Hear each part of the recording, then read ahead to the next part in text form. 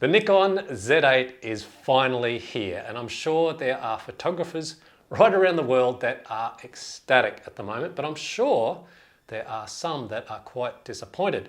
Now, did Nikon nail it?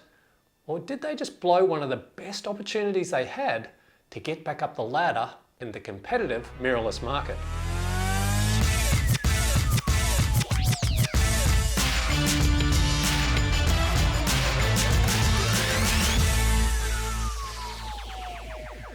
Hi guys, and welcome back to the channel. And if you don't know who I am, my name is Adrian and I'm a long-term user of Nikon cameras and lenses, but I just want to make one thing perfectly clear. I'm not sponsored by Nikon in any sort of way. Just like you, I was super keen to see what Nikon has given us with the Z8. And as I watched the announcement presentation, I took a few notes to discuss a few things. Firstly, let's have a look at those key specs of the Nikon Z8. It has a 45.7 megapixel stacked CMOS sensor and an XSpeed7 processor. It's 30% lighter than a Z9 and 15% smaller than a D850, and it's weighing in at 910 grams or 2 pounds.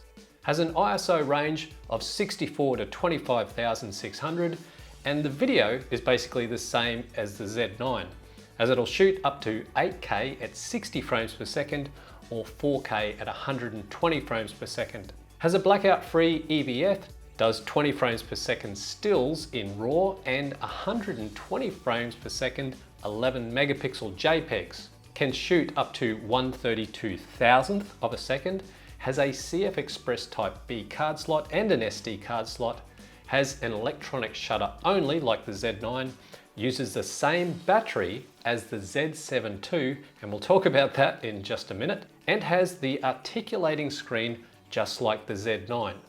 And the price for all this juicy Z8 goodness, in Australia anyway, is $7,000. I'm really happy to see this camera actually, and I think it's great in that we're starting to see the tech from the Nikon Z9 get handed down to other mirrorless cameras in the Z mount range. Okay, so that's my positive look on the Nikon Z8. Now let me address a few concerns I have from the notes I made during the announcement presentation. So from now until the Nikon Z8 starts shipping, Nikon will unleash their hooray for everything Nikon dances. Now this is where the internet, like YouTube, social media, will be bombarded from their ambassadors telling us how great the Z8 camera is and how it will change photography forever. In all fairness to Nikon, Sony, Canon, DJI, GoPro, they all have their own hooray for everything dances. I mean, they are businesses and they have to make profits on their products. So we're not going to see any sort of impartial or balanced reviews on the Nikon Z8 until it gets shipped and into the hands of those who have paid for the camera and that have used it out in real life situations.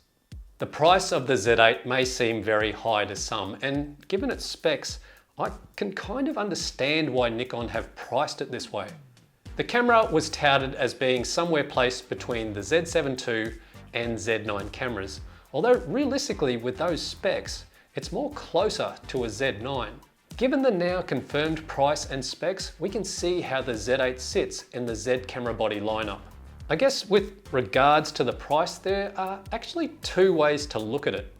For those in the market for a high-end mirrorless camera like a Sony A1 or a Canon R3, then the Z8 actually looks like a bargain prospect. But on the flip side of the coin, those wanting cameras like, say, a Sony R7 R5 or a Canon R5, then the Z8 looks too expensive and out of reach compared to those cameras. Let's talk about availability, and I want to cast your minds back to December 2021 when the Nikon Z9 was launched. I received a lot of comments here on my channel from people that ordered the Nikon Z9 when it was launched, but they actually didn't get their cameras until like about 6 months to a year later. Also too, the same could be said with those high-end Z mount lenses. Now, those lenses are absolutely class leading. There is no argument there. Personally, I love them. But what's the good of them if it's not getting into the hands of consumers due to stock or shipping issues? I personally know of a lot of photographers that have abandoned the Nikon brand and have switched over to things like Sony and Canon, just because their high-end bodies and their high-end lenses are far more readily available. Not to mention that when people did eventually take delivery of their Z9 cameras, they had issues with the camera kind of like randomly locking up, and they weren't too happy with the focus results they were getting when it came to taking certain shots of birds in flight. I even had some comments on my channel from some photographers who just went back to using their Nikon Z850s. I just want to run some footage here recorded in camera when I had both the Canon R5 and Sony A1 for testing on my channel. You'll notice both of these cameras, the eye focus and focus detection in general, is extremely good. And did you actually notice anything? The focus acquired here is using the full width of the frame. I didn't really have to mess around with any sort of, wide area AF small, wide area AF large, or auto AF type settings on these cameras to achieve what you're seeing. To Nikon's credit, they did issue some firmware updates, and pretty quickly, to help address those locking up and focusing issues on the Z9.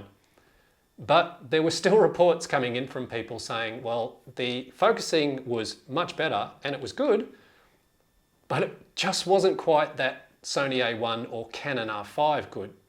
The one thing that all these Nikon Z8 rumor videos here on YouTube didn't discuss before the official announcement was the fact that Nikon are using basically the same battery that is in the Nikon Z7 II, and that's probably to help keep weight down.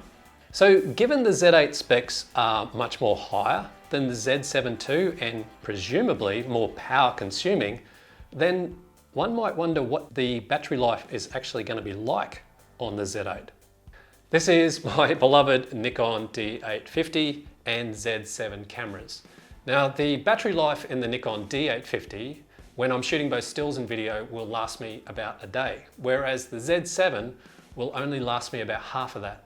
One of the main reasons I bought the Z7 was for the weight factor when I go on longer hikes for landscape photography. So the Z8 weighs very close to the D850, and I dare say it weighs closer to the Z9 when you add a battery grip.